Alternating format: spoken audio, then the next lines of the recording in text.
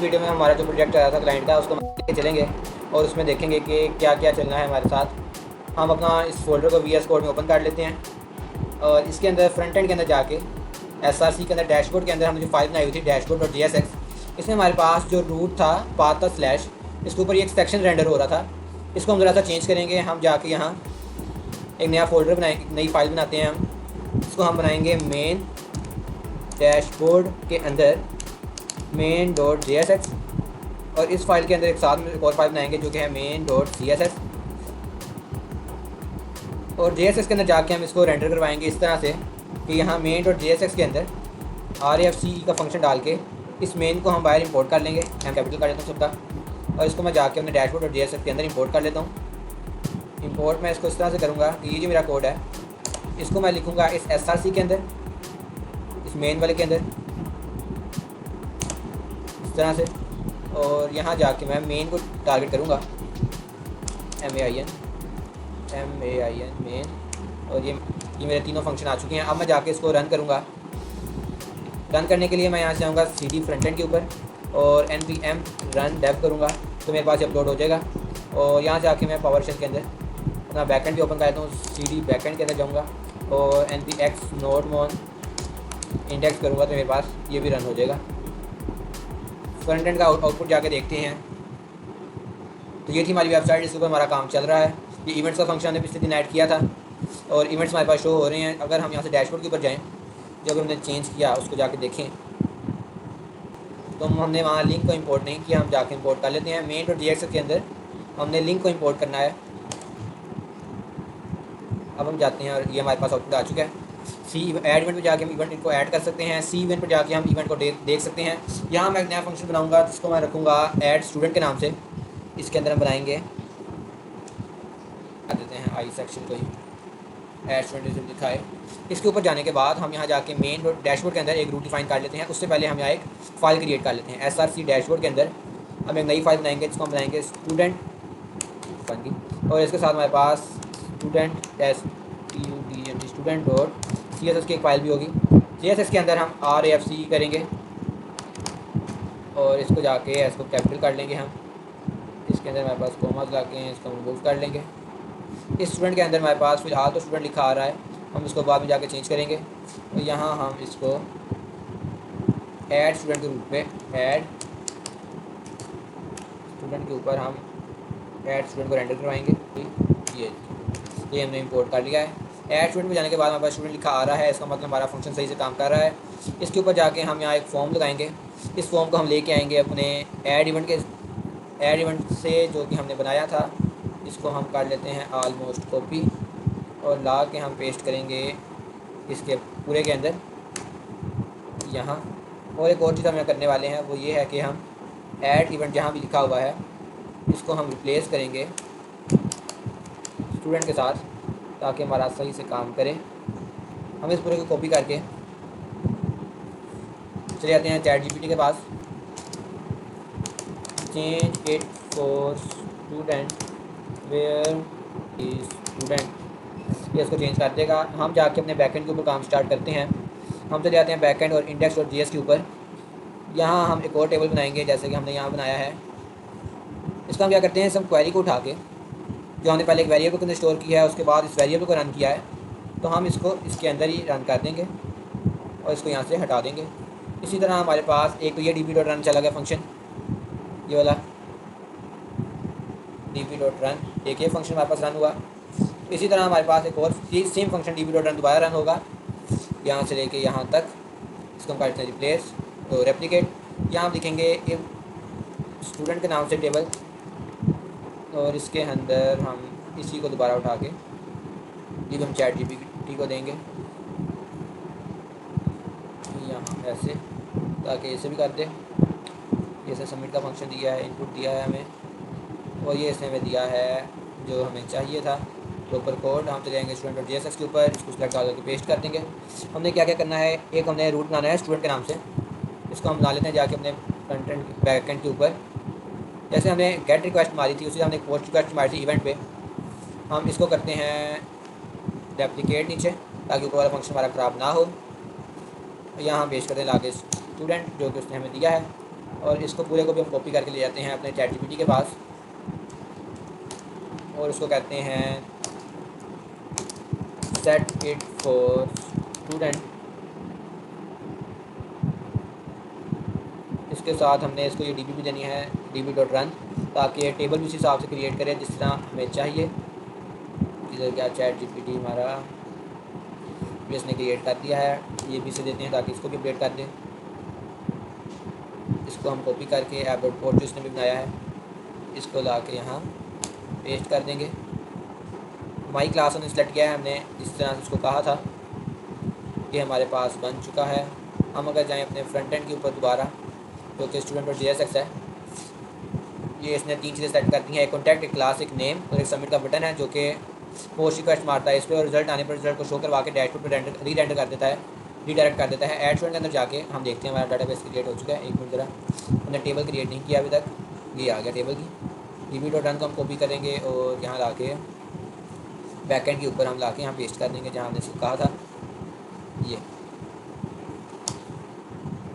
तो हमारा ऑलमोस्ट सारा काम चैट जीपीटी ने कर दिया है। इसको एक रिफ्रेश कर लेते हैं। उसने इस दफ़ा हमें ये वाला कोड दिया था तो हमने ला के इसको पेस्ट किया एरर वाला कनेक्शन वाला, तो हमारा काम चल गया है। हम अब जाके देख सकते हैं कि हमारे पास स्टूडेंट ऐड हो चुका है। हम कोड ऐड करते हैं DB तो एक और स्टूडेंट हमारे पास ऐड हो चुका है। यहाँ हम कोड अपना बनाएंगे फंक्शन फ्रंट एंड के ऊपर ही। एक मिनट,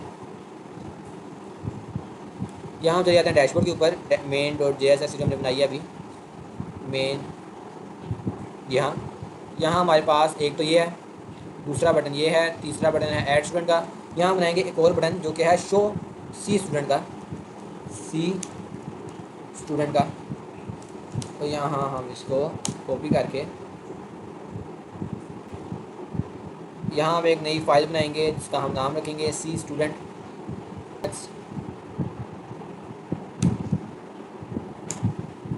और यहाँ हम एक और फाइल बनाएंगे cstudent.css। 2 फाइल हमारी बन चुकी हैं। ये क्या हुआ है, cstudent.css और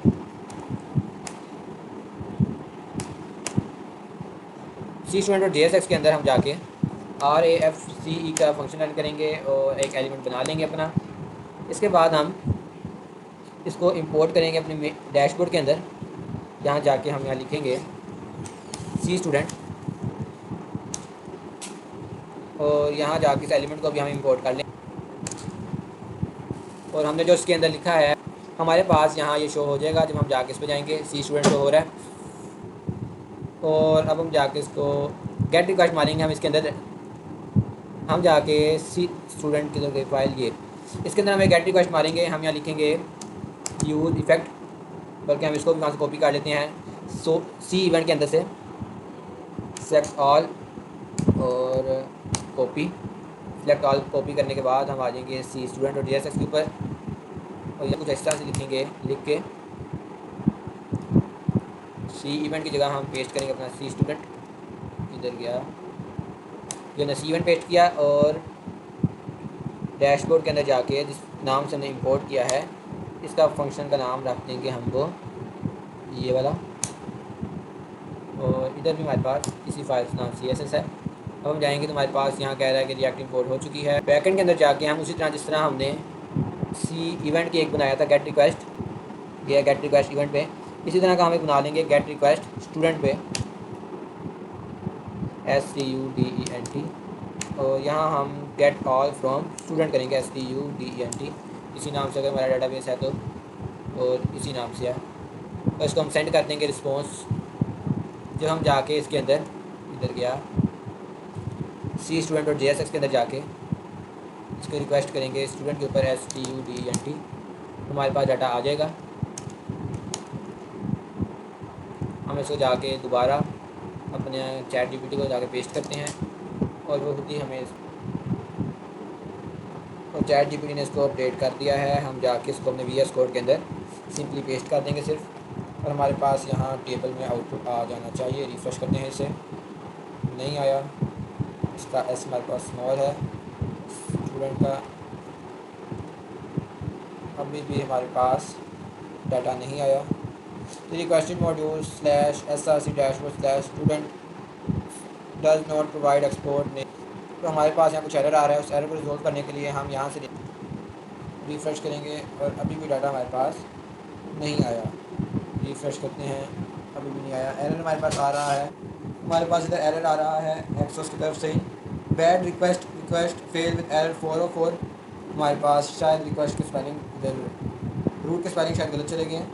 ये है स्टूडेंट्स, इसको हम कॉपी कर लेते हैं और बैकएंड के ऊपर हमारे पास जो रूट है वो है स्टूडेंट, एस का फ़र्क आ गया। अब देखते हैं हमारे पास यहाँ डाटा आ चुका होगा। रिफ़्रेश करेंगे और ये आ चुका है हमारे पास। ये स्टूडेंट का नाम है और ये उसका डाटा है। तो इसको हम एज आ कार्ड पोस्ट नहीं करेंगे। सी स्टूडेंट के अंदर जाते हैं, इसने एज आ कार्ड पोस्ट किया है, एज आ कार्ड इसको नहीं शो करवाएंगे, हम इसको शो करेंगे एज आ टेबल। टेबल की फॉर्म इसको शो करवाएंगे। तो उसके लिए हम क्या करेंगे, सबसे पहले हम यहाँ टेबल का टैग बना लेते हैं, TBL टेबल। इसके अंदर हमारे पास आती है TR। तो डिफ़ॉल्ट हमारे पास 3 TR होंगे पहले से ही। एक होगा नेम, NAME नेम, एक होगा उसका क्लास और एक हो गया हमारे पास कॉन्टैक्ट। इसके बाद हमारे पास ये चला जाएगा एंड पे। TR के अंदर TD होते हैं हमारे पास, ज़रा मिस्टेक हो गई है एक, इसको हमने कहा था TR और इसके अंदर आने थे हमारे पास 3 TD, इसको हम TD कर देते हैं। हाँ, ये इस तरह से हमारे पास इसका सेंटेक्स आता है।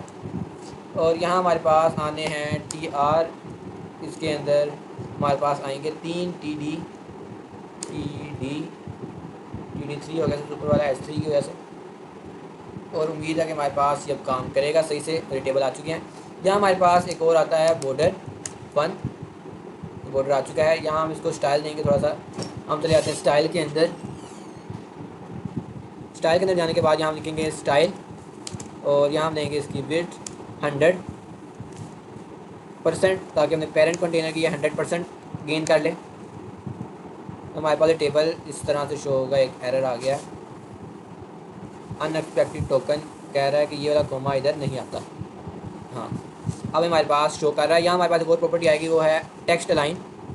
टेक्स्ट अलाइन और इसकी वैल्यू होगी सेंटर, CNTR सेंटर, और हमारे पास सब कुछ सेंटर में आ जाएगा। इसको हम यहाँ TR के अंदर एक स्टाइल देंगे, STYL स्टाइल। वो है कि font weights, font FONT font weight, यहाँ हम इसको देंगे बोल्ड का। तो हमारे पास सारा बोल्ड हो जाएगा। इसको हम फ़ॉन्ट साइज़ इसका चेंज करेंगे। फ़ॉन्ट साइज़ को हम करेंगे यहाँ लार्ज। हमारे पास हमने यहाँ एक फाइल बनाई थी cstudent.css के नाम से, इसको हम यहाँ इंपोर्ट किया हुआ है। इसके अंदर हम जाके इसको टारगेट करेंगे कि टेबल के अंदर, ये अभी है टेबल के अंदर जो है हमारे पास TD, इसकी जो है पैडिंग वो आ जाए 10 पिक्सल की। तो ये हमारे पास टेबल अच्छे से क्रिएट हो चुका है। हम एक बार दोबारा स्टूडेंट को जाके ऐड करते हैं, ऐड स्टूडेंट पे जाएंगे और हम C को ऐड करते हैं और ये हमारे पास ये आ चुका है। अब class A, class B, class C हम शो नहीं करेंगे क्योंकि हमारे पास ये टेबल है। हम यहाँ जाके C स्टूडेंट के ऊपर इसको और इसके नीचे वाले को हटा देते हैं। ये हमारे पास जिस तरह से शो हो रहा है, जो कि परफेक्ट हो रहा है। हम अगली वीडियो के अंदर यहाँ एडिट का ऑप्शन भी लगाएंगे और बाकी ऑप्शन भी लगाएंगे।